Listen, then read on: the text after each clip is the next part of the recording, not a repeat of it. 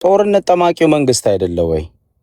እኛ እኮ ጦርነት ለምንድነው የሚጠፋው? ጦርነት የተነሱ እኮ የፖለቲካ ጥያቄ ይዘው ነው የተነሱት። የፖለቲካ ጥያቄ ኢትዮጵያ ውስጥ ዲሞክራሲ ይምጣና ያለው መንግስት መሳሪያ ያነሱ ጥያቄያቸውን በሰላማዊ ትግል በሰላማዊ የፖለቲካል መድረክ አልመለስም ያለው ጥጋበኛው መንግስት ጨፍጫፊነቱን፣ ዘረኝነቱን እና ፋሽስታዊነቱን ትቶ ኢትዮጵያ የሁላችንም ትሁን ብለው ነው መሳሪያ ያነሱት ሰዎች። ገብተዋል። በኢትዮጵያ ሀገራችን ውስጥ አንድ አምባገነን መንግስት እንደፈለገ ፖሊሲ የሚያወጣበት፣ እንደፈለገ የህዝብ ንብረት የሚዘርፍበት፣ እንደፈለገ ኢትዮጵያን የሚመራበት ሀገር እንዳይኖረን ውክልና ይኖረን ብለው ነው መሳሪያ ያነሱት። ጥያቄውን መጀመሪያ አግነለጅ ማድረግ ያስፈልጋል። ይሄ ጥያቄ ነው ሀቅ። አንተ የምትለው ልማትና ልማ ምናምን የሚለውን ልማት አይልማ የሚል ህዝብ እኮ የለም። ልማት ግን አዲስ አበባ ልማት ነው። ወደ 1 ሚሊዮን ህዝብ 500,000 ሰው ወደ ዳር ጥለ ድሃዎችን መሬታቸውን ነጥቀኔ መቼለታ ካንተ ቤት ስወጣ የአዲስ አበባ ልጆች እኔ በይገቡ ቴዲ በቃ ለብልጽግና ነው ምናምን ብለው እንደውም ወቀሳ አቀረቡልህ አድርሰልኝ ብለውኝ ነው። ለምንድን ነው ኦነግ መጥቶ አዲስ አበባን ቢጎበኝ በአዲስ አበባ ቢደነቅ ለበርካታ ዓመታት ጫካ እንደነበረ አውቃለሁ። ወደ 50 40 ምናምን ዓመት 4 ኪሎ እንገባለን ብለው ነበር አይደል? እነዚህ ታጋዮች ትግል ላይ በነበሩ ሰዓት አሁን ገብቷል። አልገቡ ገቡ እኮ 4 ኪሎ ገቡ። በፍጹም አልገቡ። እንዴት ገቡ የሚለው ነው እንጂ ጥያቄው 4 ኪሎ ከገብቶ ጎበኙ አይደል? በሰላማዊ መንገድ ለመታገል አሁን ድርጅት መስርታችኋል። አየህ፣ ጥያቄህንም ደርጀት አድርገህ አምጥተህ ለመሞገት ይመችሃል። አሁን ድርጅት አምጥታችኋል። ዘመነ ሰብሳቢ ሆኖ መጥቷል፣ ሊቀመንበር ሆኗል። ሌሎች ስራ አስፈጻሚዎች በስራው እንዲሆነ ተደራጅተህ መጥተህ የአማራን ትግል ወዴት ነው የምትወስደው ብሎ ደግሞ መጠየቅ ያስፈልጋል። ሶስተኛ ኃይል አለ። ይሄኛው ከሻቢያና ከቲፒኤልኤፍ ጋር የሚሰራ ነው ብሎ እኮ የሚከሱ ኃይሎች አሉ። ምንድነው ታሪክ? ሁለቱ ምንድነው ፓርቲ መስርተን ተመዝግበን እንወዳደር ቢሉ አንተ አይንህ ከሚያየው ልቦና ከሚነግርህ ያለው ነባራዊ ሁኔታ ይፈቅዳል ብለህ ታስባለህ ይሄን ለማድረግ? እሺ፣ አመሰግናለሁ ቴዲ። አዎ አሁን እኔ በሚገባኝ መጠን ይፈቅዳል ብዬ ነው የማስበው። ሞክራችኋል ወይ? ይሄ ጥያቄ ያለባችሁ ሰዎች ወይንም ሌላ አካሎች ሞክራችኋል ወይ ወደዚህ ለመምጣት ብዬ ነው የማስበው። ሁለተኛ ደግሞ ጦርነት ውስጥ እኔ ስላሉት ሰዎች አይደለም እያወራሁ ያሉት። ጦርነትማ የገቡም እኮ አሁን እየተመለሱ ነው አይደለ? ጦርነትማ በቃ ተበድያለሁ ተገፍቻለሁ ካልክ እኔም እኮ ነገ እኮ በግል እንኳን ብበደል ሂጄ በቃ ማድረግ ያለብኝን አደርጋለሁ። ሰው እኮ ነው አይደል እንዴ? ግን ሰዎች ደግሞ ከጦርነት ይልቅ ሰላምን ሲመርጡ ከጦርነት ይልቅ ለመሰለ ከኔም ካንተም ቴዲ ከኔም ካንተም እዚህ አሁን ገስት ውስጥም ይሁን ለኮጭም የመጨረሻ ጥያቄ ነው። በላይ ልክ ነህ። ኦኬ ምን ያርጉ? ለምሳሌ እነ ዘመነ ካሴ ነፍጣችሁን አዘቅዝቃችሁ ጦርነት አቁማችሁ ኑ ስትላቸው እሺ ከመጡ በኋላ ምን ያርጉ? እሱ እንድትነግረኝ ነው የፈለኩት። እሺ አመሰግናለሁ። ከመጡ በኋላ ምን ያርጉ ሳይሆን እኔ እኮ ኑ እያልኩ አይደለም። አሁን እኔ ጣሪም አይደለም ሰዳጅም አይደለም። ዛሬ ላይ ኑ አይደለም እያልኩ ያለሁት ቢያንስ እንኳን ያሉበት ቦታ ላይ ለህዝብ የሚጠቅም ነገር መስራት አለባቸው። ለምሳሌ የገዛ ሶስት ሴቶችን አንተ ያየ ነው አለምነሽ ካሳነሽ አጸዱን የገዛ ህዝባቸውን የብልጽግና ሰላይ ናቸው ብሎ መግደል፣ መምህራንን መግደል፣ ተማሪዎች ትምህርት ቤት የነሱ ህልውና አለ ተብሎ እንዲረጋገጥ ትምህርት ቤት ተማሪዎች እንዳይማሩ ማድረግ፣ ተማሪዎችን መግደል፣ ይሄ ለሚታገሉለት ህዝብ ጸር እንደመሆን ከዚህ በላይ እንትን ትልቅ የአማራ ህዝብ ስቃይና ሰቆቃ የለም። ለምን አሁን እዚህ ውስጥ ሌሎችም አሉ ስለ አማራ ሶሻል ሚዲያ ላይ የሚታገሉ አሉ አይደለ? እነሱ ልጆቻቸውን እያስተማሩ ነው። የሰው ሀገር ነው ያሉት። የእነሱ እናትና አባታቸው በነገራችን ላይ ከጦርነት ቀጠና ውጭ ነው ያሉት። ገባ? ስለዚህ ሌላው የአማራ ህዝብና ወጣት እዛ አካባቢ ሂዶ ማለቅ አለበት ወይ መሞት አለበት ወይ? እሺ ይሁን፣ ጦርነት ከመረጡ ይምረጡ። ቢያንስ እንኳን ለሚወዱት ህዝባቸው እንታገላታለን ላሉትን ህዝብ ባለመጉዳት እንጂ እያወቀው እኮ ነው ፖለቲካውን። ኦሮመኛ ተናጋሪ ሲያገኙ ሪከርድ እያደረጉ አይኛ ኦሮሞ ማነካም። የገዛ ህዝብን ግን አንዴ ሚሊሻ ትላለ፣ አንዴ ብልጽግና ትላለ፣ አንዴ ሴት አትመርጥ፣ ወንድ አትመርጥ፣ መጨፍጨፍ፣ መረሸን፣ መምህር፣ ተማሪ። እንዴ ይሄ ለማን ነው የምትታገለው? ስለዚህ ፖለቲካው ራሱ ያልገባቸው ሰዎች ናቸው ብዬ ነው የማስበው። ግን ከምንም በላይ ከዛ ውስጥ የወጡ ለምሳሌ ጀግኖች እኮ ናቸው። እንትን ፋንቶም ሙአቤ ማን ነው የሚጠራጠረው ሰው አለ? ጀግና ሰው እኮ ነው። በጦርነት ጎበዝ ሰው እኮ ነው አይደል እንዴ? ከኛ በላይ ጦርነት ውስጡ ገብቶ ያለውን ሁኔታ የሚያቅሰው እኮ ነው። አሁን ለሱ ማስረዳት የሚችል ሰው አለ? አንተ ልክ አይደለም የሚል ሰው ከአንተ በላይ ጦርነት ውስጥ ነው ያለው የሚል ሰው ብቻ ነው። ምክንያቱም እሱ ከኛ በላይ ውስጥ ያለውን ነገር ያውቀዋል። እንዴ የተሻለ ነገርና የተሻለ እውነት ሲመጣ የኛ ሆድ እንዲጎልብን ብለን ግዴታ እንደዚህ ነው ማለት ያለብን ብዬ አላስብም።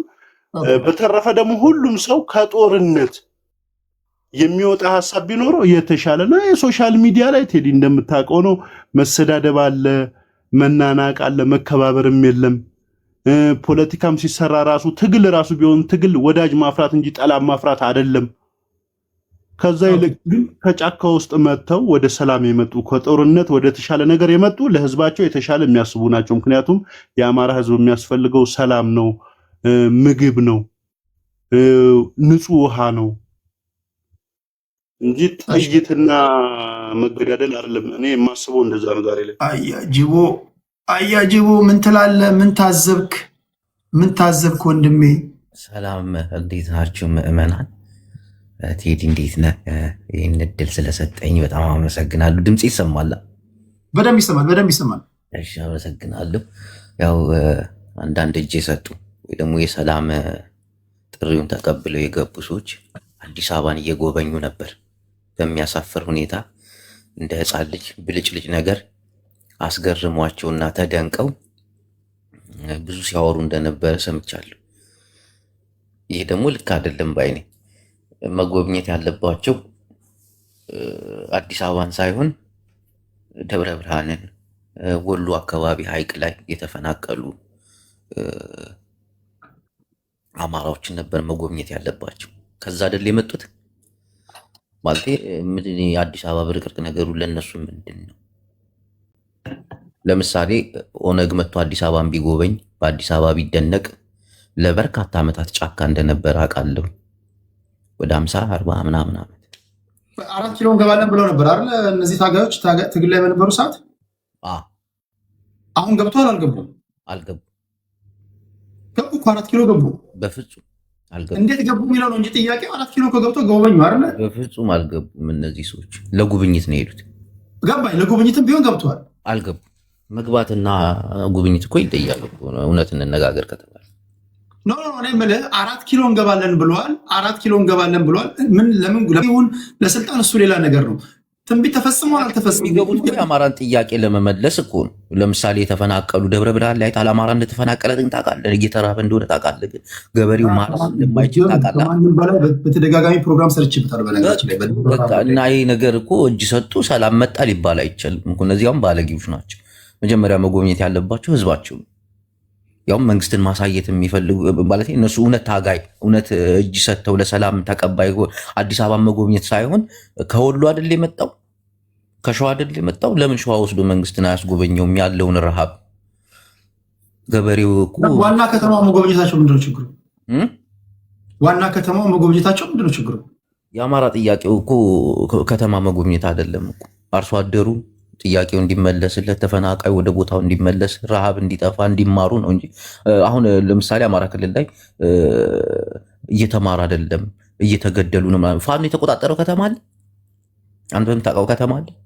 የቱን ከተማ ተቆጣጥረው ነው ህዝቡን የሚገለው ህዝቡን እንዳትማሩ የሚለው? የቱን? ውሸት እኮ ነው የሚወራው። እና እነዚህ ሰዎች ከዛ ከመከራ ከዛ ከሰቆቃ ቦታ እስከመጡ ድረስ ከተማ መጎብኘት ሳይሆን ህዝባቸውን ማሳየት ነበር ያለባቸው አይደል? እውነት ታጋዮች ቢሆኑ እውነት ለሰላም ለዛ ህዝብ እየታገሉ ከሆነ እኮ ደብረ ብርሃን ወስዶ መንግስትን ማስጎብኘት እኮ እንጂ መንግስት እነሱን ጠርቶ አዲስ አበባ ማስጎብኘት አይደለም ትልቁ ነገር። ያም ስህተት ነው። በቃ ለሆዳቸው የተገዙ ሰዎች ናቸው። አማራን የካዱ ሰዎች ናቸው። ግልጽ ነው። ሲታገሉለት የነበረውን ትግል እኮ በፋኖና በቲፒኤልኤፍ እና በሻቢያ በግብፅ ተጠልፈዋል ያሉ ሰዎች ናቸው። ለበርካታ ዓመታት ግብፅ ነበር ስትዘውር የነበረው። 3-4 ዓመት እንዳመራር ቁጭ ብሎ ይሄን አያውቅም ማለት ነው። አሁን እንዴት አይኑ ተገለጠለት? በቲፒኤልኤፍ እንደሚመራ ይሁን። ሁለተኛ ነገር ደግሞ አማራ ሰፊ ህዝብ ነው ወይ በቁጥር ብናየው አንደኛ ወይ ሁለተኛ። የአማራ ትግል በጣም ከባድ የሚሆነውም የህዝቡ ቁጥሩ ሰፊ ስለሆነ ነው። አሁን ፋኖ እየተበተነ ነው። ፋኖ አይችልም። ያውም አሁን በጣም እየተጠናከረና በጣም አስጊ ደረጃ ላይ የሚደርስበት ሁኔታ ነው እንጂ መንግስት እነዚህን እኮ ከዚህ በፊት እኮ እጅ የሰጡ ሰዎች ነበሩ አይደል? እንዲህ ብዙ አሉ የአማራ ታጋዮች እጅ የሰጡ ደብዛቸው ጠፍቷል። የት አሉ? ከሌ ከሌ ብለን ግን አሁን መንግስት እንዲህ ሲደነግጥ ሲደነብር እያመጣ በቲቪ ሾው ያሳያል። ያውም አሁን አማራ ትግሉ በጣም እየተጠናከረ። ሁለተኛ ነገር ከቲፒኤልኤፍ ጋር መስራት ከሻቢያ ጋር መስራት ምናምን የሚለው ነገር ለ3 ዓመት ሲታገል እንዴት ይህን ነገር ደራሲ አሰግዴት ነው ያለው። አሰግድ ማለት ነው እሱ ይህን እድል አላገኘም። የራሱ የሆነ ምክንያት አለው መንግስት ለሱ ፕሮፓጋንዳ አለ ብዙ። እነዚህም ደብዛቸው የሆነ ሰዓት ላይ ይጠፋል። የአማራን ህዝብ ግን ክደውታል። አንድ ሰው እጅ ከሰጠ በኋላ መጎብኘት ያለበት አዲስ አበባን አይደለም ወይ የኮሪደር ልማት አይደለም አይደል እንዴ? እሱ የሚያየውን ነገር ማሳየት አለበት። መንግስትን ወስዶ ደብረ ብርሃን ቅርብ እኮ ነች። ወሎ እኮ ቅርብ እኮ ነው። እዚህ ጋር ሰዎችም ያን ካዩማ ፖለቲካ ነው። አሁን ያን ካዩ ወደ ትግል ሊገቡ ይችላሉ። አደጋቢ አሁን መንግስት ከቆመበት አንጻር መንግስት እናንተ ትግል ላይ በነበራችሁ ሰዓት እነሱ እኮ የሚናገሩት እኛ ትግል ላይ ባለን ሰዓት ይህን ከሰራችሁ መተን ደግሞ ብናገዛችሁ የት እንደርስ ነበር ነው ያለው እኮ አንደኛው ታዲያ። ስለዚህ መንግስት ከቆመለት ዓላማ አንጻር የሰራውን እነሱ ትግል ላይ በነበሩ ሰዓት የሰራውን ስራን ያሳያቸው፣ ለዛ ምስክርነት ሰጡ። የተፈናቀሉትን ካሳያቸውማ እኚህ ሰው የተመልሰው ጫካ እንግባ ቢሉስ? ይሄ ነው ችግሩ። እነሱ እኮ አይተዋቸው መጥተዋል። ጫካ እንግባ አይሉ እንዴት ይላሉ? ከዛ ቦታ እኮ ነው የመጡት። ከተፈናቀሉት ከሞቱት ማረስ ከማይችሉት አይደል? የኢትዮጵያ መከላከያ ሰራዊት እኮ ግማሽ በግማሽ ያለው አማራ ክልል እኮ ብዙ ከተሞችን ተቆጣጥሯል እኮ አብይ አህመድ። ባህር ዳር ይሄዳል፣ ጎንደር ይሄዳል። ለምንድን እንዳለ ከተማውን የተቆጣጠሩት ወታደሩ ስለሆነ አይደል እንዴ? ህዝቡ ሰላም ቢያጣም ቢገደልም መከላከያ ሰራዊት ነው ተጠያቂ እንጂ ፋኖ አይደለም። ፋኖ ጫካ ላይ እየታገለ ነው ያለው። አንዳንድ ሰዎች ትምህርት እየተማሩ ነገር አሁን በአንተ ትንታኔ አሁን የአማራ ፋኖች ወደፊት እየተጓዙ ነው ባሉበት ናቸው ያሉት ወይስ ወደኋላ እየሄዱ ነው? አሁን የፋኖ ትግል ምን መሰለ፣ በብሔሮች ድጋፍ የለውም። በብሔሮች ድጋፍ ስለሌለው ብአዴን ደግሞ እንደ ቀላል አይታይም። ከ10 ሚሊዮን በላይ ደጋፊ ያለውን አማራ እኮ እርስ በርሱ እኮ እየተዋጋ ነው ያለው። ከሚሊሻው ጋር ከአድማ በታኙ ከልዩ ኃይሉ ጋር እየተዋጋ ነው ያለው አይደል እንዴ? አማራን እኮ የጠለፉት እኮ ብዙዎች ናቸው እንጂ አማራ በጣም ሰፊ ህዝብ እኮ ነው። አማራ እንደ አማራ አንዱ ነው ቢታገል አይደለም ብልጽግናን አፍሪካንም እኮ አስቸጋሪ ነው። መናቅ የለብን። በዚህ አጋጣሚ አማራ መደራጀት ከጀመረ ስንት ዓመቱ ነው? እውነት እንናገር እስኪ። መታጠቅ የጀመረ እኮ በትግራይ ጦርነት እኮ ነው አይደል? አብይ አህመድ ማርካችሁ ታጠቁ ብሏቸው አይደል እንዲያስታጠቃቸው። የትግራይ ጦርነትን ከታዘብክ እኮ ታንከኛም ነበር እኮ። ታንክ ማርከው እኮ ታንክን ፊቱን አዙሮ ይታኮሱ ነበር፣ በመድፍ ይታኮሱ ነበር። የሰለጠኑ እኮ ናቸው። አማራ እኮ የሰለጠነ ተዋጊ አይደለም እኮ። ያውም ጀግኖች ናቸው በዚህ ደረጃ የሚዋጉት ከድሮን ጋር ከምን ጋር በመድፍ ሲዋጉ አይተታቃለ። ፋኖች ትልቁ መሳሪያቸው እኮ ብሬን እኮ ዲሽቃ እኮ ነው። ከዛ ውጭ እኮ አይዙም። ልምዱም ትምህርቱም የላቸው፣ ስልጠናም አልወሰዱ። ስለዚህ አሁን የመጨረሻው ጥያቄ አሁን ባለው ነባራዊ ሁኔታ ፋኖ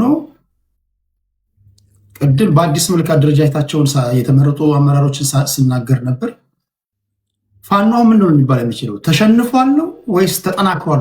ጭራሽ ተጠናክሯል ነው ልንል የምንችለው? አሁን የፋኖ ትግል ምንድን ነው የሚባለው? አሁን ተጠናክሯል። አሁን በጣም በሚያስፈራ ሁኔታ፣ መንግስትን በሚያስደነግጥ ሁኔታ። ምክንያቱም ወደ አንድ መጡ።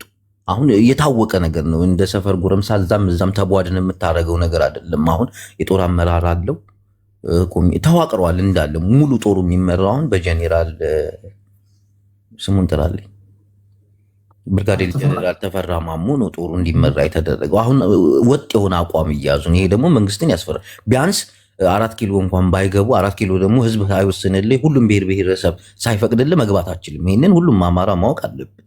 ግን ከክልላቸው ጠራርገው ያውጡታል። አሁን በቅርቡ አሁን በያዙት አንድነት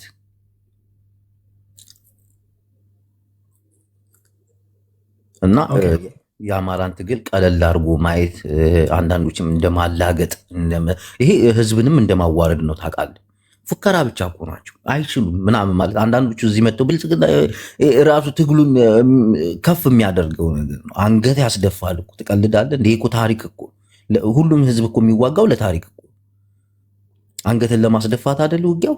አንዴ ሞቱ። አሁን እኮ እሱን ነው እኮ ብለህ ፖለቲካ ለምሳሌ አያጅቦ የኔ ደጋፊ ካልሆነ ፖለቲካ ማለት አያጅቦን የኔ ደጋፊ የማድረግ ጥበብ ነው። ማድረግ እንኳን ባልችል ቢያንስ የኔ ተቀናቃኝ ወይ የኔ አጥፌ እንዳይሆን መከላከል ነው። አንዳንዴ አማራ ትግል ውስጥ እኮ የምታየው እኮ በግድ እንደባደብ የሚሉ ናቸው። በግድ ጠላት ሆነን አንዳንድ ሁሉንም ማለት ያደርግ ሲናገሩ አፋችሁን ከፍታችሁ የምታደምጧቸው ተንታኞች አሉ። ህዝቡ ከገባበት ችግር እንዴት ማውጣት እንዳለባቸው የሚያውቁ ነገር ግን በቁጥር ትንሽ ናቸው፣ የተደፈቁ አሉ። አንዳንዱ ግን ኢትዮጵያ ውስጥ አንዳንድ ጊዜ የት አካባቢ እንደሚኖር ከማውቃቸው ብሔር ጋር ሁሉ ጸብ በዳቦ ይፈልጋል። እና ለዚህ ሚዲያ ላይ ያለው አማራ አይደለም እንዳለ እኔ ከሌ እንትን ነው ብዬ እነግርሃለሁ። አማሮች አይደሉም። አማራ ከሆኑ ትክክለኛ አማራ አክቲቪስቶች ከሆኑ ማውራት ያለባቸው ስለ ዘመነ ካሴ ወይ ደግሞ ስለ መሪ ወዳጁ ሳይሆን ስለ ህዝባቸው ስለሚራበው። እዚህ የሚመጡት የሚያወሩት ዘመነን ደጋፊ ነን ይለዋል፣ የእስክንድር ደጋፊ ነን ብለው ሲጨቃጨቁ ሲሰዳደቡ ነው የሚውሉት። ህዝባቸውን ረስተውታል። እነዚህ ውሸት አማራ አይደሉም ሲጀምር። አማራ የሚያስፈልገው አሁን የአመራር ችግር ወይ ደግሞ ስለ አመራሩ እንድትሰዳደብለት ሳይሆን ስንቱ ነው ተፈናቅሎ በድሩን የሚሞተው ስንቱ ነው ገበሬው ማረስ። ይህን የአማራን እስቲ ቆይ ሰቆቃና ችግር የሚያወራ አንድ ሰው አይተታቃል? አሁን እኮ ትግሉም ወደፊት እንዳይሄድ የሚያደርገው እኮ ይሄ ነገር እኮ ዓለም እንዲያውቀው አማራ ተርቦ የሚበላው አጥቶ ብሎ የሚያወራ አይተታቃል? አማራ በድሮን ሞተ ተብሎ ሲዘገብ እሪ ሲሉ አይተታቃል? የሉም እኮ ጦርነት እንዳለ ራሱ አይመስላቸው። አንዳንዴ ጦርነት የአማራ ክልል ውስጥ ያለ አይመስልም። በትግራይ ጦርነት ከታዘብ ከትልቅ እስከ ትንሹ ስለ አመራር ሳይሆን የሚያወራው ስለተጎዳው ህዝብ፣ ስለሞተው ህዝብ ቪዲዮ ቢፈለግ ቴሌግራም ላይ ገብተህ እስቲ የአማራ ወጣቶች ተረሽነው ብዙ ፖለቲካ እኮ መስራት ትችላለህ። ያ ነገር አንዳንዴ እንደ ሽንፈትም ይመስላቸዋል። አማራ ሞተ ብሎ ማውራት ስንት ወጣት ነው አላየም? ቴሌግራም ላይ ተደርድሮ እንዲተረሽነው አይተሃል? እርግጠኛ ነኝ አይደል? ያንን እንኳን አንድ ቀን ሲያወሩ አታይም። በትግራይ ጦርነት አይታል፣ ሁሉም ይሰራበታልና የአማራውን ትግል የያዙት በተለይ ሚዲያ ላይ የያዙት አማራ አይደሉም።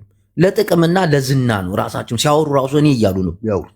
እኛን ያደራጀናቸው ፋኖች ለምሳሌ አሁን አማራ ኪላን መጥቀስ እንችላለን። በቀደም አሁን የተደራጀው አንድ የሆኑት የቲፒኤልኤፍ ተላላኪዎች ናቸው። የእኛ ፋኖች አሉ፣ ትክክለኛ ፋኖች በስም የማይታወቁ ስማቸው ትክክለኛ ፋኖች። እነሱን እንደግፍ። እነማን? የሰው ልጅ ትክክለኛ ፋኖ አሉ እንደግፍ ይባላል። ብዙዎቹ አብዛኞቹ ስታያቸው አማራ አይደሉም። ወንድም የአማራ ኪላ አዜብ መስፍን ናት አንድ አማራ ብላ ደብሯት በዋትሳፕ ግሩፕ ያደረጃቻቸው። ይሄ ታዲያውን ለአማራ ያገባዋል ብለህ ታስባለህ? ማስረጃ አለ? አዎ ላክልኝ። ዋትሳፕ ግሩፕ ላይ እግዚአብሔርን የሆነ ሰዓት ላይ ደብሯት በዋትሳፕ ግሩፕ ነው አንድ አማራ ብላ አሰበ። እኔ እልክልሃለሁ ምንም ችግር እና ለአማራ አሁን አዲስ ታይምን ብታየው ለአማራ የሚቆም አይደለም። ከአማራ ህዝብ ይልቅ ሰቆቃ ለእስክንድር ነጋ የሚጮህ ነው። እግዚአብሔርን የአማራውን ትግል የያዙት አማራዎች አይደሉም። በቃ አይደለ የሰው ልጅ መናገር ሲችል አሁን አማራ ኪላ ሲናገር የብሽሽቅ ፖለቲካ ነው። እንዲያርገን እንዲበልተን እንዲቆርጠን በዚህ መተን በዚህ ሄደን ደግሞ አንዳንድ ጎጦችን ይጠራላል። ያ እውቀት አይደለም። በቢስቲማ በኩል አድርገህ ባጣዬ ወርደን ምናምን ይሄ የፖለቲካ እውቀት አይደለም። ሰፈርን ማዳረስና መጥራት። ስለ አማራ ህዝብ አንድ ቀን ስለሞተው ህዝብ አውርቶ አያውቅም። እግዚአብሔርን የአማራን ትግል ወደኋላ ያስቀሩት የአማራ አክቲቪስቶች እዚህ ሚዲያ ላይ ያሉ ሌቦች ናቸው። አምሮባቸው ነው የሚመጡት፣ ዝንጥ ብለው ነው የሚመጡት። የከፋቸው አይመስልም። ሀገራቸው ጦርነት ያለ እውነት የአማራ ልጆች ቢሆኑ እንዲያደርጋሉ። እንደ አማራ ክልል አይተሃል? ግን አንተ ደብረ ብርሃን ላይ ተራ ቲክታከሮች አይደል እንደሚረዷቸው አፈር መስለው አሁን ለዛ ህዝብ እዚህ መቶ መኮፈስና መጎረር ጥሩ አይደለም። አመሰግናለሁ። ሰላም ብያለሁ። ሁላችሁንም ሰላም እላለሁ። እኔ መጀመሪያ ከአንተ ሀሳብ ጋር ከመቃወም ነው የምጀምረው። ለምሳሌ ምንድነው ልማት የሚያነሱ አጀንዳዎች የውክልና አጀንዳ ነው። አሚን ጦርነት ይቁም፣ መጀመሪያ ጦርነት አስቆም የሚሉ የውክልና አጀንዳዎች ናቸው። ሰሜኑን ብታጠፋ ጦርነት በዚህ ይቀጥላል የሚለው ጦርነት ጠማቂው መንግስት አይደለ ወይ? እኛ እኮ ጦርነት ለምን እንደሚጠፋው ጦርነት የተነሱ እኮ የፖለቲካ ጥያቄ ይዘው ነው የተነሱት። የፖለቲካ ጥያቄ ኢትዮጵያ ውስጥ ዲሞክራሲ ይምጣና ያለው መንግስት መሳሪያ ያነሱ ጥያቄያቸውን በሰላማዊ ትግል በሰላማዊ የፖለቲካል መድረክ አልመለስም ያለው ጥጋበኛው መንግስት ጨፍጫፊነቱን፣ ዘረኝነቱን እና ፋሽስታዊነቱን ትቶ ኢትዮጵያ የሁላችንም ትሁን ብለው ነው መሳሪያ ያነሱት ሰዎች። ገብተዋል። በኢትዮጵያ ሀገራችን ውስጥ አንድ አምባገነን መንግስት እንደፈለገ ፖሊሲ የሚያወጣበት እንደፈለገ የህዝብ ንብረት የሚዘርፍበት እንደፈለገ ኢትዮጵያን የሚመራበት ሀገር እንዳይኖረን ውክልና ይኖረን ብለው ነው መሳሪያ ያነሱት። ጥያቄውን መጀመሪያ አግነለጅ ማድረግ ያስፈልጋል። ይሄ ጥያቄ ነው ሀቅ። አንተ የምትለው ልማትና ልማ ምናምን የሚለውን ልማት አይልማ የሚል ህዝብ እኮ የለም። ልማት ግን አዲስ አበባ ልማት እንየው። ወደ 1 ሚሊዮን ህዝብ 500,000 ሰው ወደ ዳር ጥለ ድሃዎችን መሬታቸውን ነጥቀኔ መቼለታ ካንተ ቤት ስወጣ የአዲስ አበባ ልጆች እኔ በይገቡ ቴዲ በቃ ለብልጽግና ነው ምናምን ብለው እንደውም ወቀሳ ቀረቡልህ አድርሰልኝ ብለውኝ ነው። ለምንድን ነው አሁን ካሳንቺስ አንድ ሰው መጣ እኔ ቤት ካሳንቺስ የ40 ሚሊዮን ቤት ንብረት ነበረኛል። መሬቱ 40 ሚሊዮን 50 ሚሊዮን የሚገመት ነው። መንግስት የሰጠኝ 2 ሚሊዮን ብር ነዋል። ዘረፋን የተደረገው ሌሎቹ ድሃዎቹ ተዋቸው። እኔ እንደውም አግኝቼ ነው አለ። እኔ እንደውም ተሰጥቶኝ ነው አለ። ሌሎቹ በባዶ ሁሉ የተጣሉ አሉ። መሬታቸው ተነጥቆ የግል ቤት ያላቸው የግል ሀብት ያላቸው ሰዎች መሬታቸው ፈርሶ አንድ ቁርሾ ኮንዶሚኒየም ዳር ላይ ወጥተው እንደ ቆሻሻ ተጥለዋል።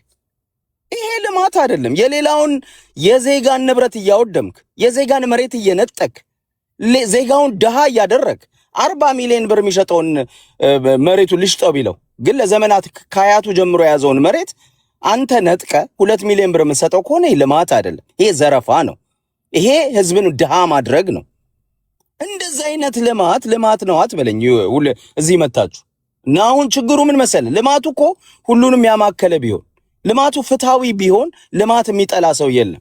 ስርዓት ትክክለኛ ስርዓት ቢሆን እኮ የአዲስ አበባ ህዝብ 4 ሚሊዮን ህዝብ አዲስ አበባ ላይ ወጥቶ አብይ አህመድን እንዳትነኩብን፣ አብይ ቁርስ በላ እንዴ፣ አብይ ምሳ በላ እንዴ እያለ እኮ ሲጨነቅለት የነበረ እኮ ነው። ከዛ ያንን ህዝብ መልሶ የኦሮሞ ጠል ነው አለው። ለምን? ፍትሃዊ አይደለም ስላለው። ለምን? ዘረኛ ነህ ስላለው። አየ የአዲስ አበባ ህዝብ አየው አብይ አህመድን ደገፈው። ሲመጣ ኢትዮጵያ ብሎ አወራ። ስለ ኢትዮጵያ ሰበከ፣ ስለ አንድነት ሰበከ፣ ስለ መደመር ሰበከ። በስርዓት ግን የዘረጋው ዘረኝነትን ነው።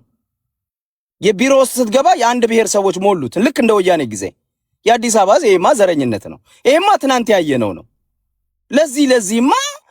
ለዚህማ ለምን ወያኔን የጠላ ነው አለ የአዲስ አበባ ህዝብ። የኢትዮጵያ ህዝብ አለ ሲል ኦሮሞ ጠል ናችሁ አለ። አየ ስርዓቱ አልተቀየረም ቴዲ። አሁን መሰረታዊ ነገር ረግጠን እየሄድን ነው። ሁሉ ጊዜ እንትን የምንለው ሁሉ ጊዜ በቃ ለማስመሰል የምንሄደው። ልማት የሚጠላ ሰው የለም። ልማት እኮ ቴዲ ጣሊያን በወረረን ጊዜ አስፋልት ይሰራ ነበር።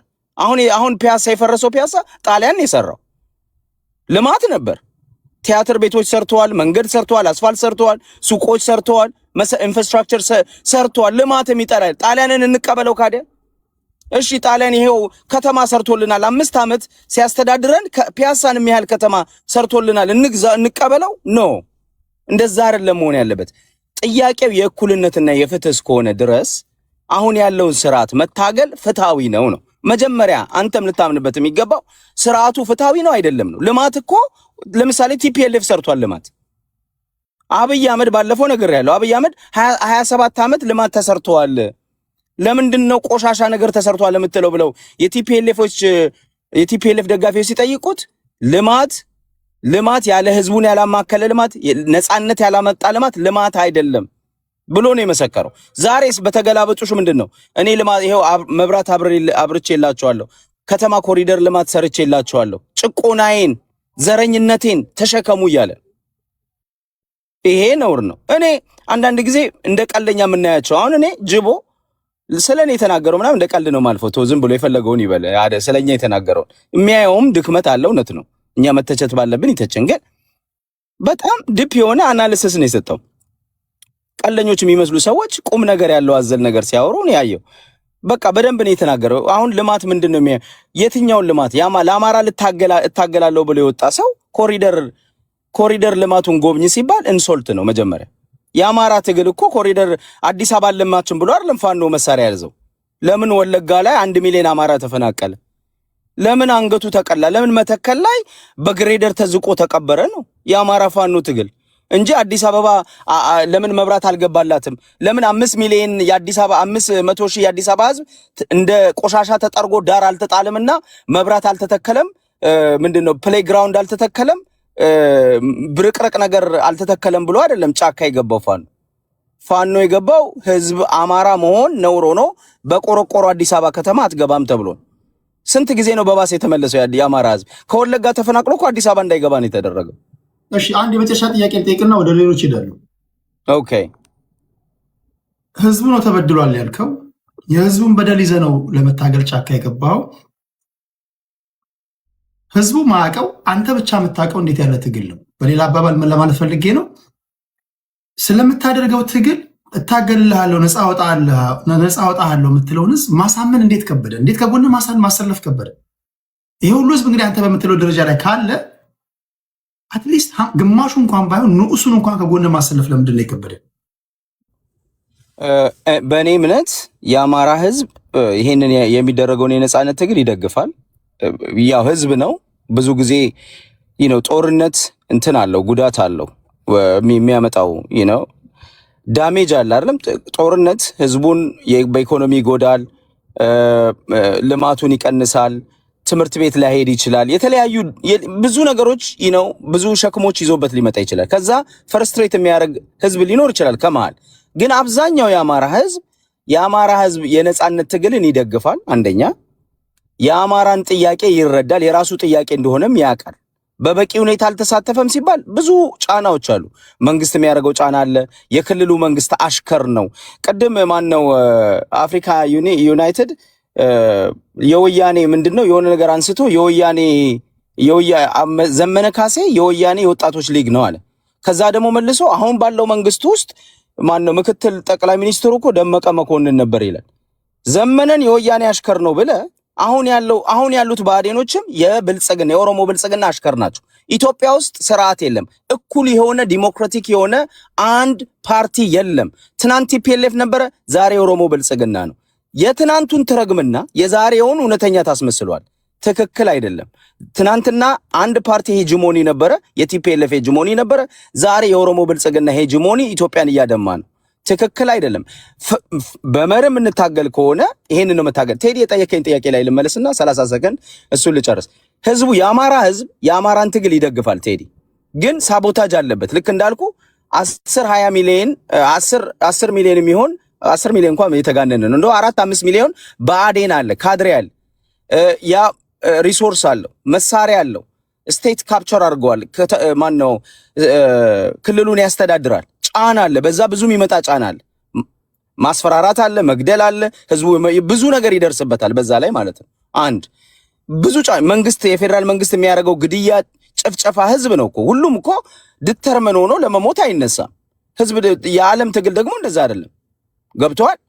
አፍሪካን አሜሪካኖች እዚህ ሀገር እነ ማርቲን ሉተር ኪንግ ሲታገሉ እኮ ከነጮቹ ጋር ተሰልፈው ህዝባቸውን የሚጠሉ ህዝባቸው ላይ የሚተኩሱም ነበሩ። ህዝባቸው ላይ ፕሮፓጋንዳ የሚሰሩም ነበሩ። ስለዚህ ዓለም ላይ ሁሉም ህዝብ ተነስቶ ለነጻነት ይታገላል ማለት አይደለም። ግን የአማራ ህዝብ በበቂ ሁኔታ የሚደረግበትን በደል ሪኮግናይዝ አድርገዋል። የአማራ ልጆች ደግሞ መሳሪያ ይዘው ያንን ካውንተር ለማድረግ ያንን ለመቀልበስ መሳሪያ ይዘው የትጥቅ ትግል እያደረጉ ነው። ይሄ ምንም የሚሰመርበት ነገር። እንዴት ነህ ቴዲ? እንዴት ናችሁ? ከላይም ከታችም ያላችሁት ምስኪኑ የአማራ ህዝብ የተነገደበት ያው መቼም ደግሞ አልቀርም። አሁን አንዳንዶችን እያዋረድልን ነው። ይሄን ነበር ስንታገር የነበረው። በህዝባችን መሸቀል በጣም ትክክል አይደለም የሚል አንዳንዶቹ እንደውም በድፍረት የሰዎችን ማንነት ይቀሙ ነበርና ዛሬ ስብዕናቸው በፊት ለፊት እየተገለጠ እየወጣ ህዝባችን ላይ ምን ያክል ጨካኞች እንደሆኑ በደንብ እንድናይ እግዚአብሔር ስለረዳን እኔ እውነት ለመናገር በጣም ደስተኛ ነኝ። አንዳንድ ነገሮች ይገለጣሉ በራሳቸው ሰዓት። ከመንግስት ጋራ የሰላማዊ አማራጭን መርጠው ገቡ ስለተባሉት የፋኖ አመራሮች እኔ እነዚህ ሰዎች ወደዚህ ትግል ሲገቡ የአማራን ኮዝ ይዘው ነው የገቡት። በዚህ ትግል ውስጥ ብዙ መከራ ከፍለዋል፣ ዋጋ ከፍለዋል፣ ስም ያላቸው ምናልባትም የኢትዮጵያ አንድነት ችግር ውስጥ በገባ ጊዜ በግንባር ቀደምትነት ሄደው ሀገር እንዳትፈርስ ዋጋ የከፈሉ ሰዎች ናቸው።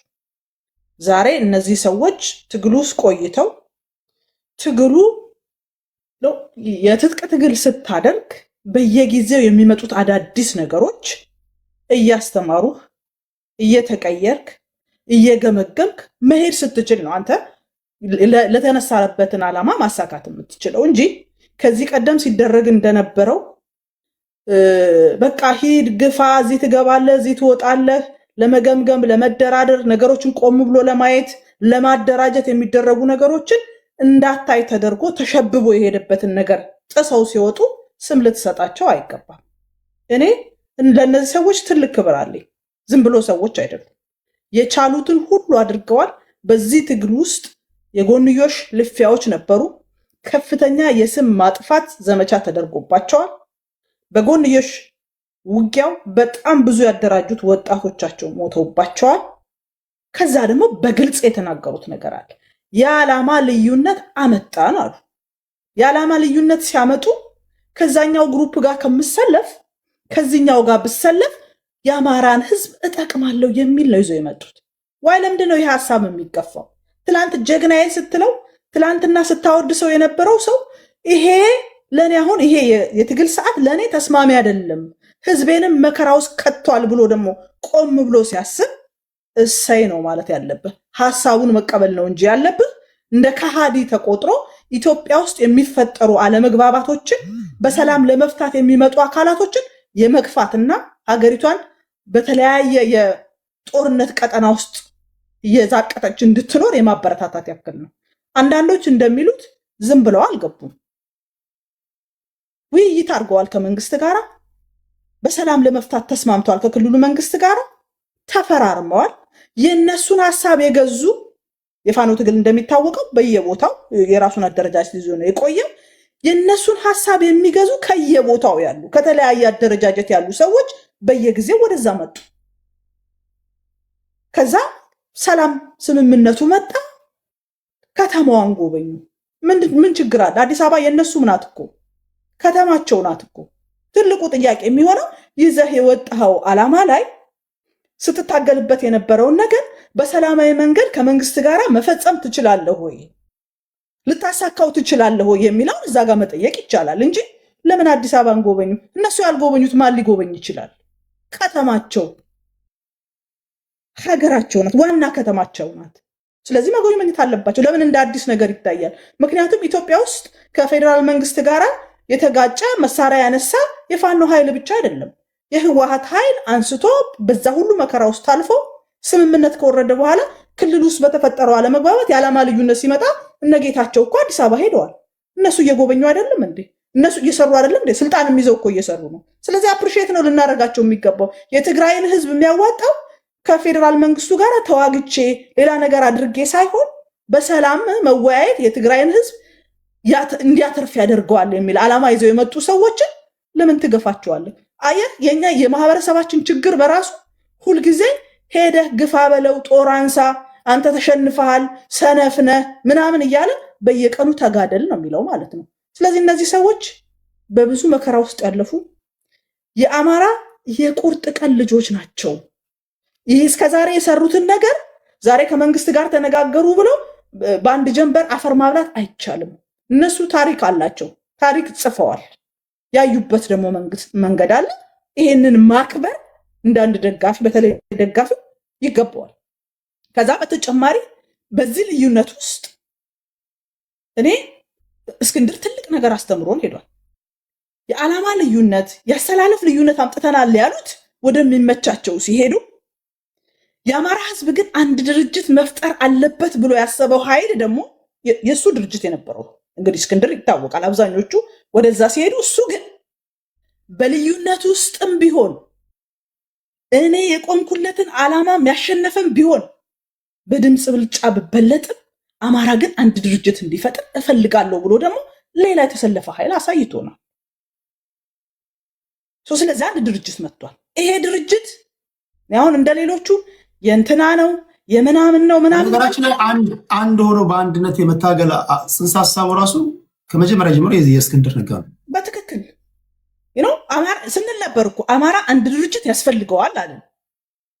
አንድ ድርጅት ደግሞ ሆኖ እንዲመጣ ብዙዎች ለፍተዋል፣ ደክመዋል። እንዴ እስክንድር እኮ ከነበረበት ከሚያምንበት ነገር ወጥቶ ግን አንድ ድርጅት መምጣት አለበት ብሎ ራሱን መስዋዕት አደረገ። ከዚህ በላይ ሀምብልነት የለም። ከዚህ በላይ ለአማራ ህዝብ መቆም የለም። እስክንድር በብዙ ስቃይ ውስጥ እንዳለፈ እናውቃለን። ግን አንድ ድርጅት መምጣት አለበት ብሎ ቆሙ። አንድ ድርጅት ሲሆን እኔ እማየው አንደኛ የአማራ ህዝብ እፎይ ማለት አለበት። የአማራ ህዝብ በሰበባ ሰበብ ጠያቂ በሌለበት ሁኔታ የእናቴ ቀሚስ አደናቀፈኝ እየተባለ መከራውን መቁጠር የለበትም። አሁን ድርጅት መስርታችኋል። አየህ፣ ጥያቄህንም ደርጀት አድርገህ አምጥተህ ለመሞገት ይመችሃል። አሁን ድርጅት አምጥታችኋል። ዘመነ ሰብሳቢ ሆኖ መጥቷል፣ ሊቀመንበር ሆኗል። ሌሎች ስራ አስፈጻሚዎች በስራው እንዲሆነ ተደራጅተህ መጥተህ የአማራን ትግል ወዴት ነው የምትወስደው ብሎ ደግሞ መጠየቅ ያስፈልጋል። ሶስተኛ ኃይል አለ። ይሄኛው ከሻቢያና ከቲፒኤልኤፍ ጋር የሚሰራ ነው ብሎ እኮ የሚከሱ ኃይሎች አሉ። ምንድን ነው ታሪክ? ሁለቱ ምንድን ነው የሚሉት? ሁልጊዜ ሂሳባቸውን አስልተው የሚሰሩ ሰዎች መልአክ ሰብስበ ብታመጣ አይቀበልም። የራሱ ሂሳብ ስላለው ማለት ነው። ይሄ ድርጅት ተመሰረተ አይደለ? እፎይ እሰይ እንኳን መሰረታችሁት። ከዛ ወዴት ነው የምትወስደው ብለህ ታያለህ። ወስዶ ትግሉን ከሻቢያና ከህዋት ጋር የሚያቀላቅለው ከሆነ መንገድህን ትለያለህ። ኖ አንተ አማራን አትወክልም፣ አሁን ጥግህን ያዝ፣ ከክልል የሙጣ ይላል። ህዝቡ እኮ ሸሽጎ የያዘው የሚያበላው የሚያጠጣው ህዝብ እኮ መንገድህን ስትለይ ሂድልኝ ይልሃል። አይነው ፖለቲካ የሚገባው ሰው ብዙ ችግሮች እንዳሉ እናውቃለን። እነዚህ የተባሉ ነገሮች ዝም ብሎ ናቸው ምናምን ብዬ እኔ አላስብም። እኔ ከዚህ በፊት ስከራከርበት ነበር። የፋኖ ትግል መስመሩን ለቋል፣ ሌሎች ኃይሎች ገብተውበታል ምናምን ስል አሁን ዛሬ 24 ሰዓት ሲያቆሽሹት የሚውሉ ሰዎች የብልጽግና ካድሬ በዳዲና ምናምን እያሉ ሲሉ ነበር። ይሄ መድረክ ጥሩ ነው፣ ሁላችን ምላሳችን ስንት እንደሆነ እያሳየን ስለሆነ ማለት ነው። ግን በቃ ድርጅት መጥቷል። ድርጅቱ ይውደቅም ይነሳም። እንደውም እነዚህ አመራሮች ለአማራ ህዝብ ነው እየታገሉ ያሉት ወይስ የሌላው ማስፈጸሚያ ናቸው የሚለውን ፊት ለፊት የሰጣቸው ነው። ከዛ ነገ እናያቸዋለን። ብዙ ምንቆይበት አይደለም። ህዝባዊ ትግሉ ግን ይቀጥላል። የአማራ ህዝብ ደግሞ የሚታገለው መብቱን የሚጠይቀው ደግሞ የግድ አፈሙዝ በማንሳት ብቻ አይደለም። ሌሎች የትግል ስልቶችን ይቀበላል። መንግስት ውስጥ የገቡ ኃይሎች ጥያቄውን ወደፊት ይዘውት እንዲሄዱ መግፋት ይቻላል። መደራጀት ይቻላል። ዓለም አቀፍ ጥያቄዎችን ማንሳት ይቻላል። የግድ የአማራ ህዝብ ትግል የአማራ ህዝብ ጥያቄ በጦር መሳሪያ ብቻ ነው ብሎ አይን ጎበዝ እያሉ ግን ክልሉን እንደገና የጦርነት ቀጠና ውስጥ ለማስገባት መሄድ ትክክል አይደለም። ህዝቡ ይበቃዋል። መከራውን አይቷል። ከሚገባው በላይ መከራውን አይቷል። እዚህ ተሰብስቦ ግፋ በለው ሂድ፣ ህፃናት ሴቶች ሲገደሉ ሂዱ አንበሶቻችን እየተባለ ሲደለቅ የነበረው ህዝቡ ላይ የወረደበት አበሳ ቀላል አይደለም። ስለዚህ እነዚህ የገቡ ሰዎች ጥሩ መንገድ ነው ይዘው የመጡት። የጦርነት መጨረሻው ድርድር ነው ይታወቃል። ለምን ብዙ ሰው ከገደላችሁ በኋላ ለምን አትደራደሩም ከሆነ ከአማራ ክልል ይውጣና ሌላ ክልል ላይ ሆነ እንትኑን ይሄ እየደገፉ ያሉ ተዋጉ፣ ሂዱ፣ ቀጥሉ ምናምን የሚሉት ከክልሉ ይውጣና ሌላ ቦታ የነሱ ወገኖች ቤተሰቦቻቸው ያሉበት ቦታ ላይ ሄዶ ምን ያህል እንደሚያም ይዩት። ይሄ ክልሉን ለማውደም ታስቦ ነው። እንደገና ሌላ መንገድ እንፈልጋለን፣ እንደገና ይሄኛው ኃይል መቀጠል አለበት ምናምን እያለ ይሄ ጦርነት የሚጎስመው ህዝቡ ለምን ሞቶ አላለቀም? ለምን እነዚህ እንኳን ገብተው እንኳን የሰላም አየር ለምን ተተነፈሰ የሚል አይነት ህዝብን ከመጥላት የተነሳ ነው። ቴንክ ዩ ቴዲ።